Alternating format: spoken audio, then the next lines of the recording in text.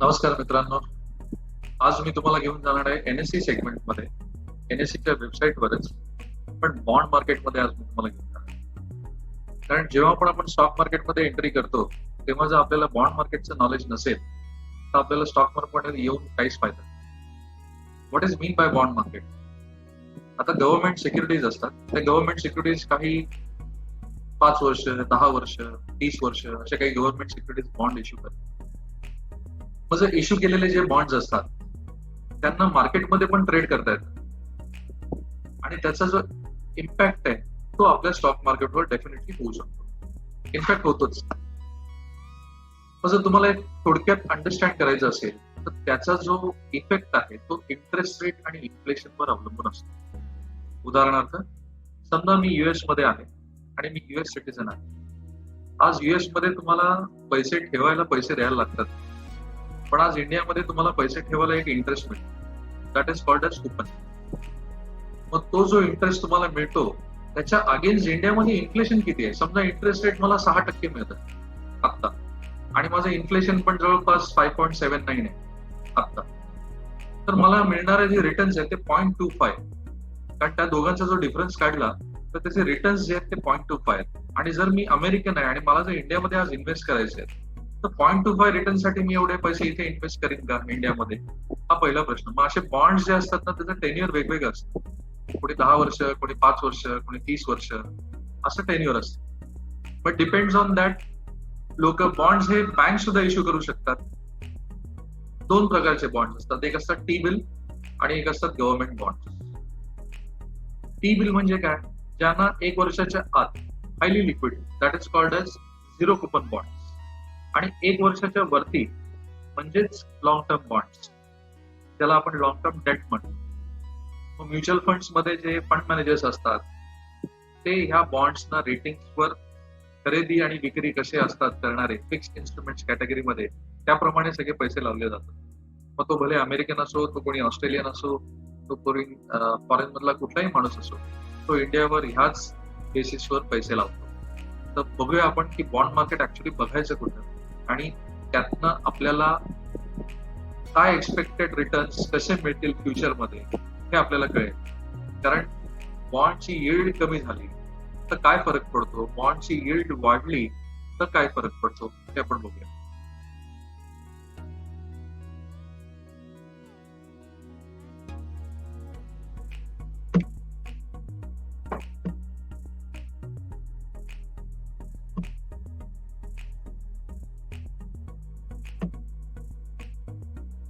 मी तुम्हाला एनएससीच्या वेबसाईटला घेऊन जातोय.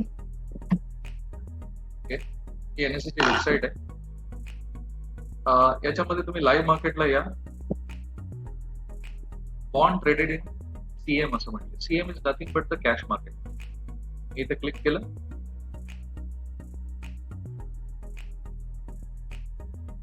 इथे क्लिक केल्यानंतर फिक्स्ड इन्कम आणि डेट मार्केट या 2 गोष्टी तुम्हाला इथे दिसतात. तर दिस इज नथिंग बट बरेचसे लोक जे एफडी करतात, जे 5 वर्षाची एफडी करतं, कोणी 1 वर्षाची एफडी करतं, कोणी 10 वर्षाची करतं. हाऊसिंग लोन्स देतात. 20 वर्षाचं लोन असतं, कोणाचं 30 वर्षाचं लोन असतं, कोणाचं 15 वर्षाचं असतं, कोणाचं 10 वर्षाचं असतं. मग त्यांना एक सिक्युरिटाईज केलं जातं कुठेतरी, त्याच्या अगेन्स्ट एक बॉन्ड इश्यू केला जातो. म्हणजे मला आज मी जर बँक आहे कुठली आणि जर तुम्ही आज माझ्याकडे आलात आणि मला सांगितलं की मला 10 वर्षाची एफडी करायची, तर मला जर 10 वर्षाची एफडी करायची असं तुम्ही मला सांगितलं तर बँक मी पहिले काय विचार करणार, ठीक आहे मला एफडीचे इंटरेस्ट मी तुम्हाला एवढा देईन. तुम्हाला जर पटलं तर तुम्ही त्या बँकेत एफडी करणार, नाही पटलं तर तुम्ही दुसरीकडे जाणार जिथे इंटरेस्ट रेट थोडा जास्त मिळतो. म्हणजे इंटरेस्ट रेट ही महत्वाची गोष्ट आहे की नाही? त्यामुळे हे तुम्हाला कळलं पाहिजे की इंटरेस्ट रेट वाढतो का इंटरेस्ट रेट कमी होतोय. जर इंटरेस्ट रेट वाढला याचाच अर्थ काय होणार, जर तुमच्या सेव्हिंगचा इंटरेस्ट रेट वाढला तर जेवढे पण लोन्स आहेत त्यांचा पण इंटरेस्ट रेट वाढणार आहे. जेवढे पण मॉर्गेजेस आहेत त्यांचा पण इंटरेस्ट रेट वाढणार आहे. मग तुमच्यासाठी कदाचित ते चांगलं असेल because we are individuals. But जे कॉर्पोरेट्स असतात, जे मोठे मोठे बिझनेसमॅन्स असतात, त्यांच्यासाठी लोनचा इंटरेस्ट वाढणं ही फार घंटी आहे. म्हणजे एक धोक्याची सूचना आहे थोडक्यात त्यांच्यासाठी. टेम्पररी का होईना, जोपर्यंत तो इंटरेस्ट रेट हाय असेल तोपर्यंत त्यांचं नुकसान होणार आहे. कारण त्यांचे पैसे आउट गोईंग, ज्याला आपण कॅश फ्लो म्हणतो, ते जास्ती जाणार आहे. आणि म्हणूनच आपण हे पहिले समजून घेऊया की हे फिक्स्ड इन्कम आणि डेट मार्केट काय आहे. कारण जगातला जो पैसा आहे हा एक लिमिटेड आहे आणि लिमिटेड पैशावर तो रोटेट होत असतो. तो रोटेट कसा होत असतो? इकॉनॉमी वाईज रोटेट होत असतो. पहिले तो पैसा कुठे येतो, दुसऱ्यांदा तो पैसा कुठे जातो, तिसऱ्यांदा तो कुठे जातो, चौथ्यांदा कुठे जातो. मग नॉर्मली काय होतं की बाबा ऍसेट क्लास मधनं, ऍसेट क्लास म्हणजे काय? गोल्ड एक ऍसेट क्लास आहे, इक्विटी ऍसेट क्लास आहे, बॉन्ड मार्केट ऍसेट क्लास आहे आणि कॅश मार्केट. पण नॉर्मली काय होतं की पैसा हा गोल्ड मधनं ट्रान्सफर केला जातो. फॉर एक्झाम्पल इक्विटीमध्ये, इक्विटी मधनं मग कॅश सेगमेंट मध्ये, कॅश सेगमेंट मधनं वापस तो जो जातो पैसा तो बॉन्ड मार्केटमध्ये जातो. हा पैसा असाच रोटेट होत राहतो आणि त्या रोटेशनलाच इकॉनॉमिकल सायकल म्हणतात. त्याच्याबद्दल मी एक नेक्स्ट डिटेल व्हिडिओ मी तुम्हाला दाखवणार आहे. त्या स्क्रीनवर मी तुम्हाला शेअर करेन की इकॉनॉमिक सायकल कसं असतं. हिंदी व्हिडिओ माझा ऑलरेडी काल मी तुम्हाला शेअर केलेला आहे तो, पण तरी सुद्धा मी मराठी व्हिडिओ बनवण्याचा मी प्रयत्न करेन आणि तुम्हाला दाखवेन. तर चला बघूया आपण फिक्स्ड इन्कम डेट मार्केट काय आहे. ही स्क्रीन थोडी मोठी करतो.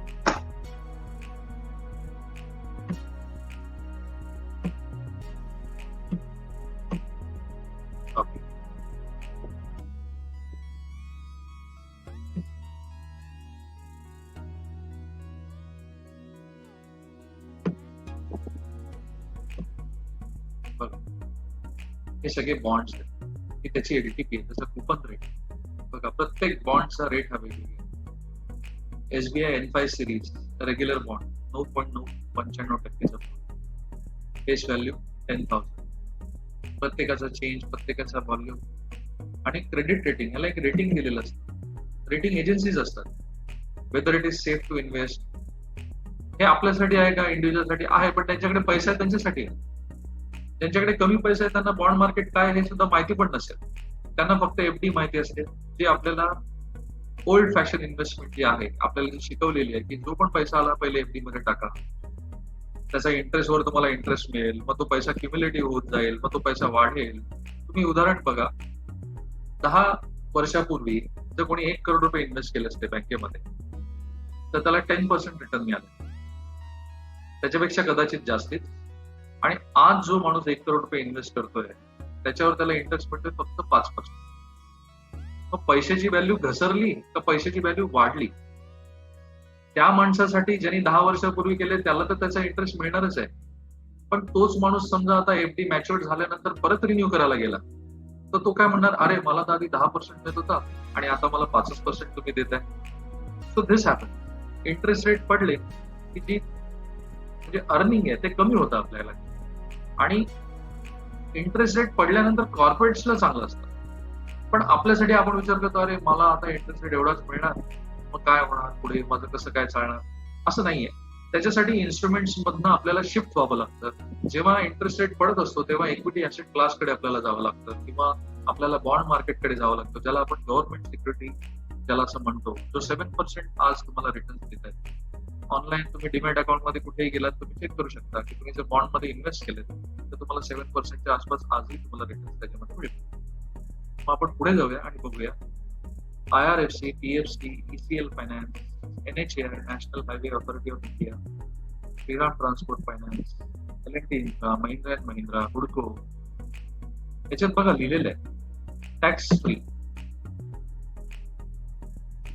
Infrastructure, taxable, regular. म्हणजे ह्या काही डेफिनेशन याच्यावर तुम्हाला लगेच कळेल की हा बाबा टॅक्स फ्री बॉन्ड आहे किंवा हा टॅक्सेबल बॉन्ड आहे किंवा हा इन्फ्रास्ट्रक्चरचा बॉन्ड आहे. म्हणजे तुम्हाला बॉन्ड्स मध्ये वेगवेगळे रेटिंग्स पण मिळतील आणि तुम्हाला हे बघायला पण मिळेल की बाबा हा बॉन्ड मार्केट कुठे बघितलं जातं. आणि बॉन्ड मार्केट समजा आज जर पडत असेल खाली, ज्याची बॉन्डची रेट जर अजून खाली पडत असेल तर स्टॉक मार्केट तुम्हाला डेफिनेटली दिसणार की वर जाणार आहे. बॉन्ड मार्केटचं अर्निंग जेव्हा कमी असेल तेव्हा स्टॉक मार्केटचं अर्निंग जास्त असणार आहे. हे नीट लक्षात घ्या तुम्ही. ज्याच्याकडे पैसा फिक्स्ड असतो त्याच्यावरच तो लोन घेत असतो किंवा त्याची कॅपॅसिटी प्रमाणे तो लोन घेत असतो, त्याच्या एक्सपेक्टेशन्स प्रमाणे. समजा एखादा माणूस नोकरीला लागला, त्याला माहिती मला 10 लाखाचं पॅकेज आहे, तो बारीक बारीक 30 लाखाचा किंवा 35 लाखाचा फ्लॅट 20 वर्षापर्यंत पे करू शकतो, 40 लाखाचा फ्लॅट घेऊ शकतो. याच्यापेक्षा जास्त नाही घेऊ शकत तो, कारण त्याचं अर्निंग हे लिमिटेड आहे. मग तो काय कॅल्क्युलेट करतो आणि बँक काय कॅल्क्युलेट करते की हा किती EMI किती वर्ष देऊ शकतो आणि हा किती स्टेबल आहे माणूस. स्टेबिलिटी आहे की नाही, या माणसाला लोन जर मला द्यायचंय तर हा वर्ष पुढचे 10 वर्ष काम करणार आहे का, म्हणून त्याची पास्ट हिस्ट्री बघितली जाते. Now days we called it as CIBIL score. ज्याचा सिबिल स्कोर चांगला, म्हणजे जो पेमेंट ऑन टाइम करतो, ज्याचे चेक बाउन्सेस नाहीये, त्यालाच बँक आजकाल लोन देते. आणि म्हणून हे जाणून घेणं गरजेचं आहे की बॉन्ड मार्केट इक्विटी मार्केटला कसं अफेक्ट करतं. याच्या पुढे बघा तुम्ही, कॉर्पोरेट बॉन्ड्स पण आहेत.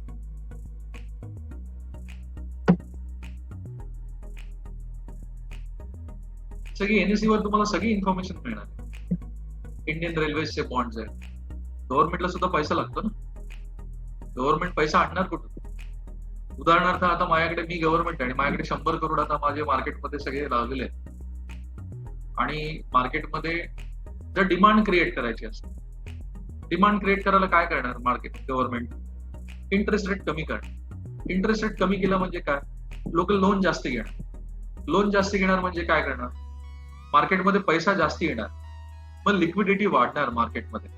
आणि जेव्हा मार्केटमध्ये लिक्विडिटी वाढते, याचा अर्थ काय होतो, जेव्हा डिमांड राईज होते तेव्हा इन्फ्लेशन ऑटोमॅटिकली राईज व्हायला लागतं. जेव्हा एखाद्या गोष्टीचा भाव वाढत जातो, किंवा जे आता समजा स्वस्त झाले म्हणून एक माणूस घ्यायला जाईल का, 100 माणूस घ्यायला जाईल, 1000 माणसं घ्यायला जातील, मग त्याचं नॅचरली काय, त्याची डिमांड वाढेल, मग त्याची ऑटोमॅटिक प्राइस वाढायला लागेल आणि तसं हळूहळू इन्फ्लेशन वाढायला लागेल. मग गव्हर्नमेंट इन्फ्लेशन आणि इंटरेस्ट वरती देशाला चालवते, बॉन्ड्सना चालवते. तर त्यांना सुद्धा त्याच रेटनी देवाणघेवाण करावी लागते, जे नॉर्मली आपण कॉमन मॅनला हे रेट्स बद्दल माहिती कुठेच मिळत नाही, किंवा कोणी तो विचार पण स्वतः करत नाही. कारण तो काय म्हणणार की माझ्याकडे एवढे रक्कम आहे, मला एक 10 वर्षासाठी इन्व्हेस्ट करायचे, मी एवढं सगळं कशाला बघू. आणि तो नॉर्मली फायनान्शियल कन्सल्टंटकडे पण जात नाही. पहिली गोष्ट म्हणजे पूर्वापार जे पिढ्याने पिढ्या जे चालत आलेले पैसे आहेत ते कसे लावायचे, माझ्या बाबाने जे तेच केलं मी तेच करणार, माझ्या आजोबाने जे तेच केलं मी तेच करणार. This is the mentality which we have develop over the period of time. पण जग आता चेंज होत आहे. तुम्ही आता टेक्नॉलॉजीचा एक भाग आहात. तुम्ही जर इकॉनॉमी बरोबर नाही चाललात तर तुमचे रिटर्न्स इकॉनॉमीनुसार कधीच होणार नाही. त्यामुळे इकॉनॉमीनुसार चालायला बॉन्ड मार्केट सुद्धा तुम्हाला माहिती असणं आवश्यक आहे. आणि म्हणूनच हा एक व्हिडिओ मी तुमच्यासाठी बनवला. Indian railway, Haryana, UP power corporation, Punjab national bank, Karur Vysya bank, बघा बँक सुद्धा बॉन्ड्स इश्यू करतात. मी जसं मगाशी तुम्हाला सांगितलं त्याप्रमाणे जेव्हा पण कोणाला पैशाची गरज असते तेव्हा बॉन्ड्स इश्यू केले जातात नवीन रेटनी. पण त्यामुळे काय होतं, जे जुने बॉन्ड्स असतात त्याची व्हॅल्यू पडते, किंवा त्याची व्हॅल्यू चढते. उदाहरणार्थ मागचा जो बॉन्ड आहे, मी जसं तुम्हाला मगाशी सांगितलं 10% जो बॉन्ड आहे, आणि आज जो इश्यू केलेला बॉन्ड आहे तो 5% बॉन्ड आहे. तुम्हाला काय वाटणार, अरे मागच्या वेळेला मला 10% इंटरेस्ट एवढा मिळत होता, आज तुझ्या ह्या बॉन्डची किंमत 5% आहे, ही खूप जास्ती आहे. बॉन्डची किंमत म्हणतो मी, इंटरेस्ट रेट नाही म्हणत आहे. मला स्वस्तात दे बॉन्ड.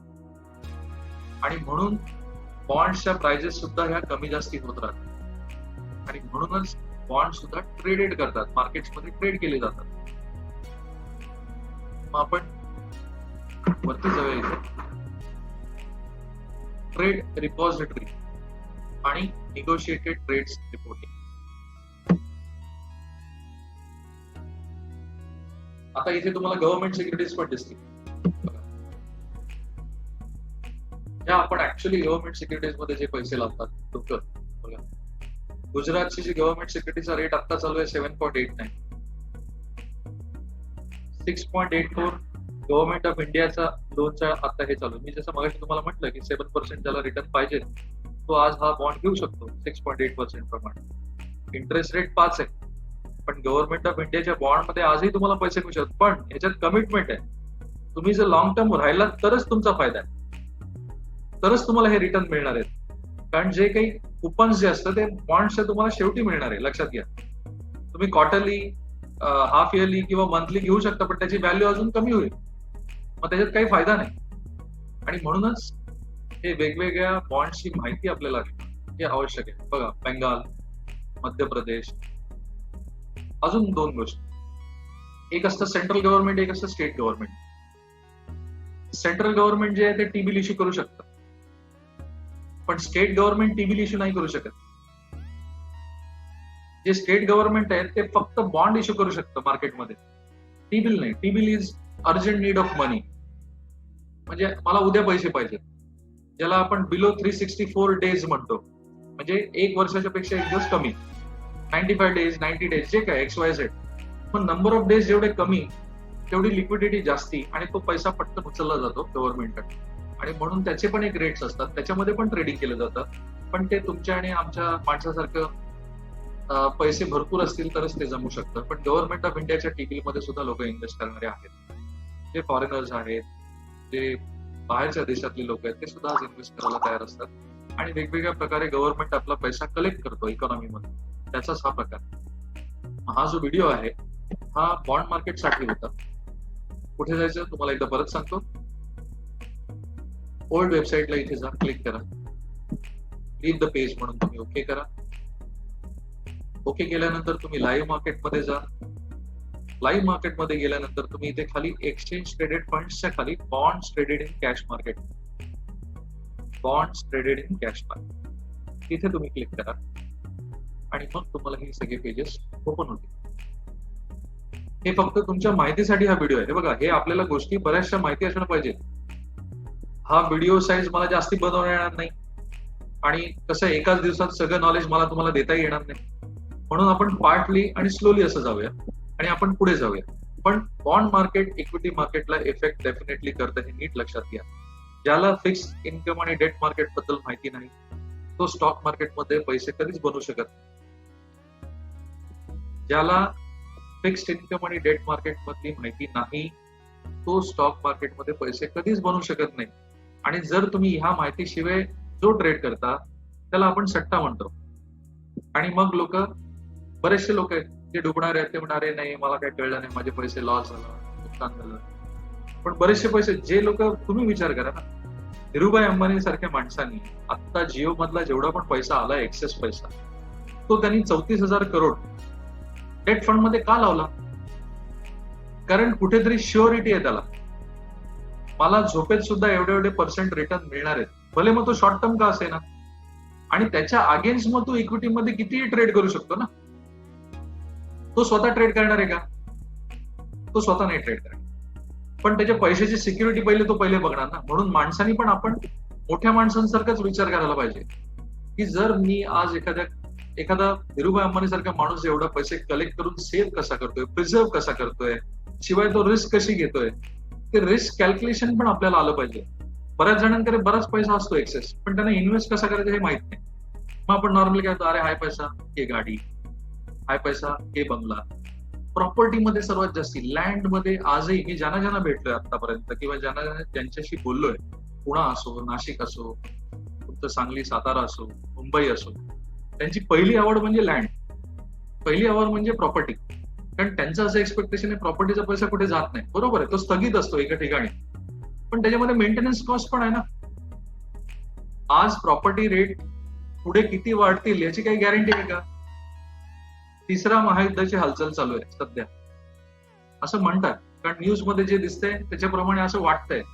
समजा उद्या काही झालंच बरं वाईट, देव करो सगळ्यांचं अजून चांगलं हो, कारण की करोनामधनं लोक त्रस्त झालेले आहेत, त्यातनं आपल्याला बाहेर यायचेच आहे. पण उद्या युद्धाचे वारे आले आणि जर उद्या काही प्रॉब्लेम्स इकॉनॉमीमध्ये बाहेरच्या देशात व्हायला लागले, त्याचा फरक आपल्या इंडियामध्ये नाही पडणार का? इकडे वॉर सुरू झाल्यानंतर तिकडचे जे लोक आहेत त्यांनी जिथे इथे पैसे लावलेले आहेत इंडियामधनं, ते पैसे काढून घेणार नाहीत का त्यांच्यासाठी, त्यांच्या सेफ्टीसाठी? घेणार की नाही? त्यांनी जो पैसा इंडियामध्ये लावलाय तो पैसा आज काढून घेणार की नाही? कारण ते फॉरेनर्स आहेत. आपण सुद्धा उद्या कुठे, समजा तुम्हाला एखाद्या मित्रांनी दुबईला पैसे लावायला सांगितले आणि तुम्हाला कळलं की अरे आज दुबईमध्ये काही प्रॉब्लेम होणार आहे, तुम्ही दुबईतनं बाहेर कसं पडाल याचा विचार कराल ना पहिले. कारण मी माझ्या देशात सेफ आहे, इकडे निदान बाबा गव्हर्नमेंट इंटरेस्ट तरी देते.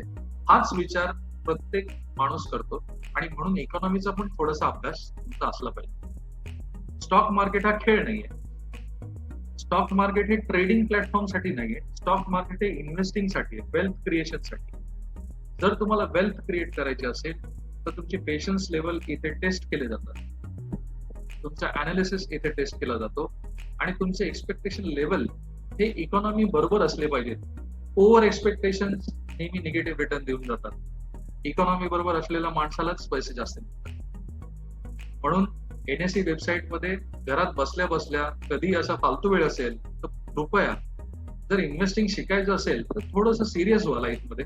आणि तुम्ही सगळे सिरियस आहातच, पण इन्व्हेस्टिंग मध्ये थोडे सिरियस व्हा. का? कारण आपल्याला लोकांनी उद्या उल्लू नाही बनवलं पाहिजे. तुम्हाला कोणी येऊन उद्या सांगेल मी तुम्हाला डबल रिटर्न देतो, ट्रिपल रिटर्न देतो, आणि तुम्ही त्याच्या मागे धावताय. तुम्ही पहिले हे विचार करा की अरे गव्हर्नमेंट सुद्धा डबल रिटर्न देत नाही, ट्रिपल रिटर्न देत नाही. तर आपण इन्व्हेस्टमेंट एखाद्या माणसाला जेव्हा देतो तेव्हा कसं एक्सपेक्टेशन असलं पाहिजे आपलं विथ इकॉनॉमी. म्हणून कन्सल्टंट्स हायर केलेले असतात, कन्सल्टंट सुद्धा असतात, पण तुम्हाला विश्वास ठेवावा लागतो कुठल्याही गोष्टीवरती. तुम्ही जेव्हा एखाद्या हॉस्पिटलमध्ये जाता तेव्हा तुम्हाला माहिती आहे ना की बाबा डॉक्टर मला बरा करणार आहे आणि म्हणूनच तुम्ही जाता. तसंच जेव्हा तुम्ही एखाद्या कन्सल्टंटकडे जाता तेव्हा तुम्हाला सुद्धा हा विश्वास पाहिजे की हा याला यातली गोष्ट नॉलेज आहे आणि म्हणून हा मला नक्की मार्ग दाखवेल. पण त्या कन्सल्टंट जेव्हा तो मार्ग दाखवतो तेव्हा तुम्ही त्याच्याप्रमाणे चाललं पाहिजे. बरेचसे लोक वेबसाईट्स वेगवेगळ्या बघतात. एनएससी एक वेबसाईट आहे, बीएससी पण वेबसाईट आहे. ही माहिती बीएससी मध्ये पण तुम्हाला मिळते का? आपण ते पण बघूया. ह्या माहितीचा मला काय उपयोग करता येईल याचा पण आपण पुढे व्हिडिओ काढणार आहोत.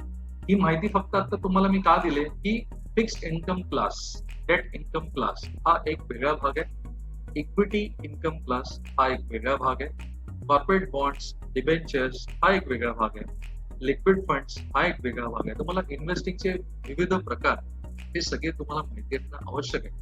आणि वेळेनुसार माणसाने चेंज सुद्धा व्हायला पाहिजे. जो ऍडमंट असतो की नाही मला चेंज नाही व्हायचंय त्याला वेळ चेंज करते. आणि म्हणून ती वाट बघू नका, वेळीच आपले इन्व्हेस्टिंग करेक्ट करा, दुरुस्त करा आणि तंदुरुस्त राहा, लाईफ मध्ये एकदम फ्रेश राहा. तुम्हाला तुमच्या पैशाचं असं टेन्शन नाही राहता का? कारण टेन्शन घेतलं तर हेल्थ डिटोरिएट होते आणि हेल्थ नसेल तर त्या वेल्थचा पण काही फायदा नाही. So be aware. कुठेही इन्फॉर्मेशन तुम्हाला माहिती हवी असेल तर तुम्ही मला सुद्धा फोन करू शकता. मी तुम्हाला माहिती दिलेली आहेच. आणि हा व्हिडिओ मध्ये तुम्हाला परत एकदा शेवटी जाण्याच्या आधी मी रिपीट करतो, पहिले 2 व्हिडिओ आपण काय केले आणि आज काय केले. मागच्या व्हिडिओमध्ये आपण काय केलं, मी इथे वेबसाईटला गेलो, क्लिक हिअरला गेलो, लिव्ह अबाउट द पेजला गेलो. मागच्या वेळेला आपण इंडेक्स बघितले वेगवेगळ्या प्रकारचे, की किती प्रकारचे इंडेक्स असतात, त्याच्यामध्ये कुठकुठले स्टॉक्स असतात. हा मागच्या वेळेला आपण रिकॉल करतोय मी तुम्हाला मेमरीसाठी की मागे आपण काय काय बघितलं ते. मग याच्यात सेक्टर काय काय आहे, त्याच्यात कुठले कुठले स्टॉक येतात, जी पण माहिती हवी त्या कुठल्या पर्टिक्युलर एखाद्या सेक्टरला तुम्ही क्लिक केलं. समजा तुम्ही एफएमसीजी ला क्लिक केलं या इथे, तर तुम्हाला सगळे एफएमसीजीचे स्टॉक दिसले. मग त्या स्टॉक्स बद्दल किंवा एक व्ह्यू असतो, सेक्टोरियल अनालिसिस असतो, तो तुम्ही वेगळा भाग आहे, तो फायनान्शियलच्या बॅलन्स शीटवर बघितला जातो. पण ही माहिती तुम्हाला मागच्या व्हिडिओमध्ये दिली. या व्हिडिओला मी तुम्हाला लाईव्ह मार्केटमध्ये बॉन्ड मार्केटच्या बद्दल थोडी माहिती दिली. बॉन्ड मार्केट ऍक्च्युली काय असतं, बॉन्ड मार्केट कसं बघितलं जातं आणि किती प्रकार असतात त्याचे. स्टेट गव्हर्नमेंट सांगितलं, सेंट्रल गव्हर्नमेंट सांगितलं, तुम्हाला टी बिल सांगितलं, तुम्हाला government long term debt bond सांगितले, जे एका वर्षापेक्षा जास्ती, जे एका वर्षापेक्षा कमी त्यांना टी बिल म्हणतो, जे एका वर्षापेक्षा जास्ती त्यांना आपण गव्हर्नमेंट बॉन्ड्स म्हणतो. बँक सुद्धा बॉन्ड्स इश्यू करू शकते, आरबीआय सुद्धा इश्यू करू शकते. लिक्विडिटी सक करण्यासाठी नवीन बॉन्ड्स मार्केटमध्ये आरबीआय स्वतः इश्यू करू शकते, एक्झिस्टिंग बॉन्ड्स असतानाही. त्यामुळे हे सुद्धा तुम्हाला गोष्टी सगळ्या माहिती असणं आवश्यक आहे. तर आजचा हा व्हिडिओ आणि जे काही एफर्ट्स आहे ते फक्त तुमच्या माहितीसाठी होते.